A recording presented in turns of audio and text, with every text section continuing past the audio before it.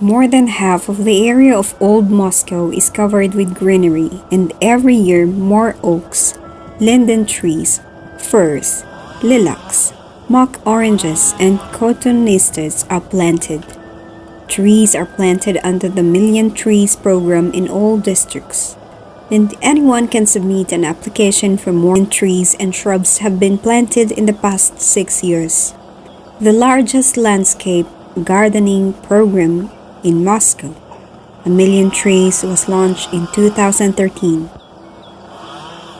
Since then, over 79,000 trees and 1.6 million bushes have been planted in the city. This year alone, it's over 500,000 plants were planted in Moscow. This year, almost 3,500 courtyards took part in the campaign. 13,000 courtyards, over 50% of the total, have been involved in it during 7 seasons of planting. Most courtyards, 2,223, were landscaped following a vote on the Active Citizen portal. Some 4,600 trees and 195,000 shrubs were planted there. Social facilities such as school and outpatient clinics received new trees too. This year, 137 social facilities saw 850 new trees and 30,000 shrubs. Planting holes is another program to replace dead plants with new ones. Everyone can pick trees and shrubs to be planted in a courtyard from a brochure drafted by the Moscow's Department for Environmental Management and Protection. It features 64 species, typical for the climate of Russia's Midland and the Moscow region. Plants are chosen not only by their appearance, but also taking into account their low maintenance and ability to adapt to the city's environment. For instance, silver birch, which is common in Moscow courtyards, parks, and urban forests, can easily adapt to both cold and dry season. Its relative, the downy birch, requires less sunlight and can survive during harsh winters and flood seasons. The list also includes several species of oak. The northern red oak is fast-growing and tolerant of the city environment, is not demanding in terms of soil but requires sufficient humidity, while the pedunculate oak is not sensitive to droughts. The white willow grows well in an urban environment with its gas and smoke, and is not demanding in terms of humidity and soil. The Tatar Maple, a small tree with black bark and round canopy, is resistant to drought, does not require much sunlight, and is the most winter hardy of all maple species. Fruit trees are represented on the list by cherry and apple trees. Cherry trees grow quickly and are resistant to cold, drought, lack of sunlight, and smog. The Siberian crab apple is low maintenance and winter hardy. It is often planted near surface utility lines and in places where the sidewalk width. The Nhatz apple tree, with its dark green leaves and small fruit, is resistant to pests and diseases. Among the coniferous trees on the list are spruce, pine, larch, silver fir. The Norway spruce lives 250 to 3 years. It is low maintenance but sensitive to the late spring ground frost, drought, and the bogginess of the soil. It is also sensitive, which does not suffer from spring ground due to the late development of its vegetation. Shrubs. Active citizens users most often pick lilac, mock orange, and cotoneaster. The shiny cotoneaster and lilac are the most resistant shrubs for cities. The common lilac is fast-growing, not sensitive to soil, and is winter hardy. The Hungarian lilac is more resistant to smog and drought. The mock orange, with its large fragrant flowers, can endure frost, likes sunlight, but can thrive in shade as well. To toughen up large trees, experts replant them several times in tree nurseries. Trees are usually planted on streets when they are 18 to 35 years old. The youngest are maples and lilac. The oldest are linden trees. Experts cover the tree trunks to protect them from cold and sun exposure. The upper layer of the soil is covered with tree bark in the winter.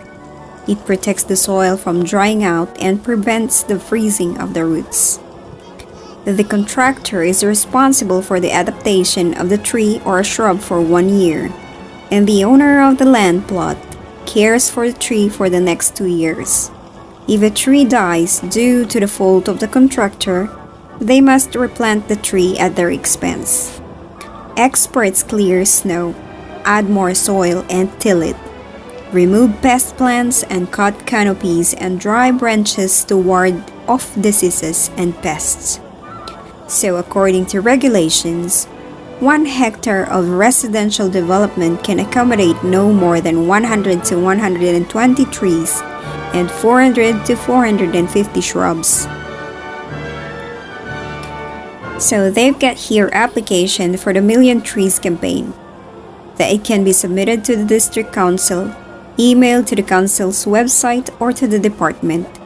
Applications are accepted every year in the autumn before 10th of September and in the spring before 10th of March. Each application must include only 1 courtyard. It is also possible to vote on the Active Citizen website. A decision is made within 2 weeks. So first, a diagram of the courtyard should be drawn with possible location of trees and shrubs, as well as their number and species. The department will make its employees will plant the trees and invite residents to take part in the tree planting. The Million Trees program is the largest but not the only program aimed at landscaping Moscow. Parks and urban forests are becoming greener as well.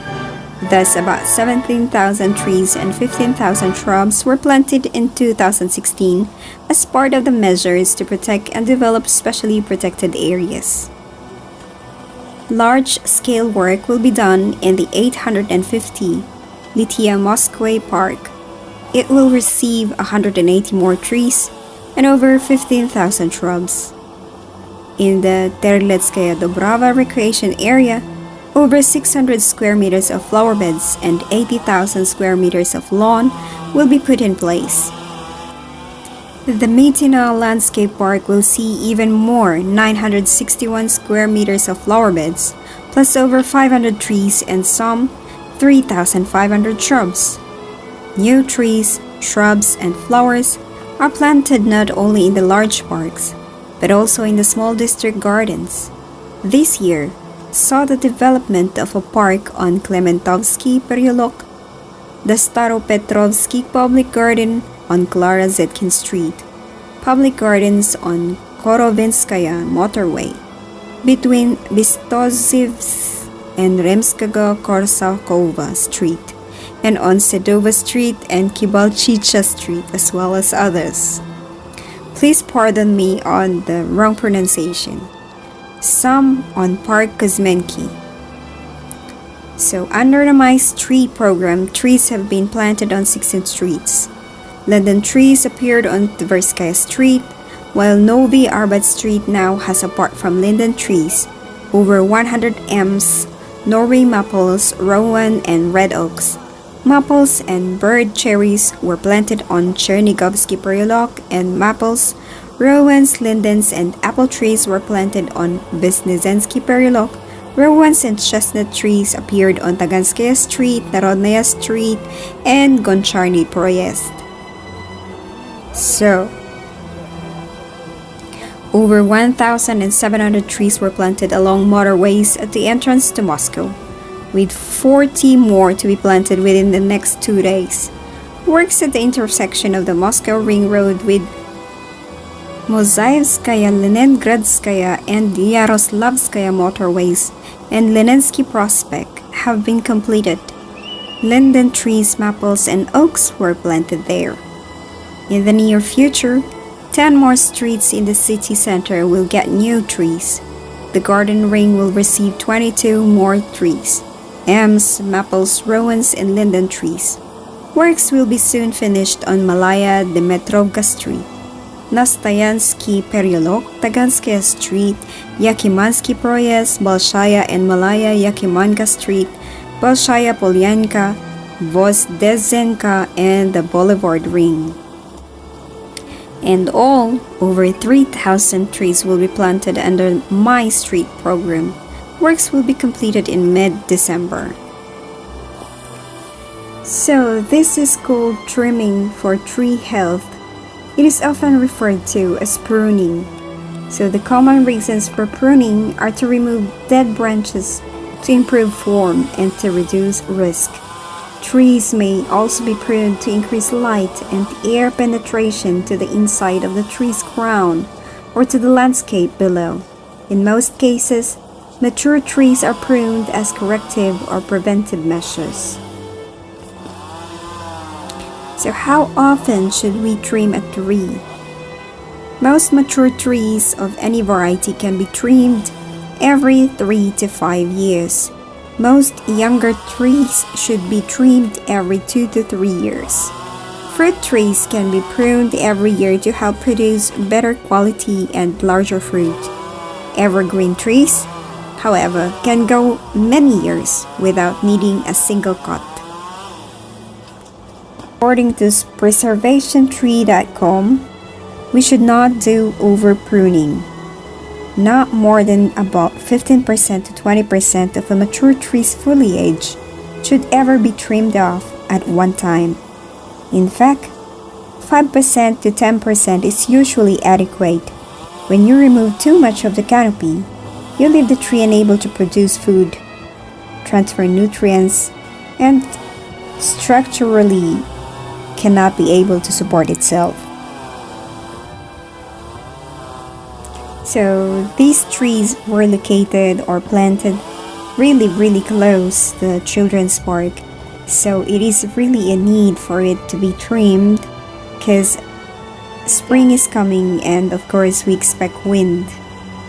And of course, if the branches were gonna be weak and it could fall anytime, it could cause an accident. So thank you for the park's maintenance here in VDNH, that they are doing their job really great. So I would like to take this opportunity to thank everybody who is here watching this video right now, and I hope you can finish it.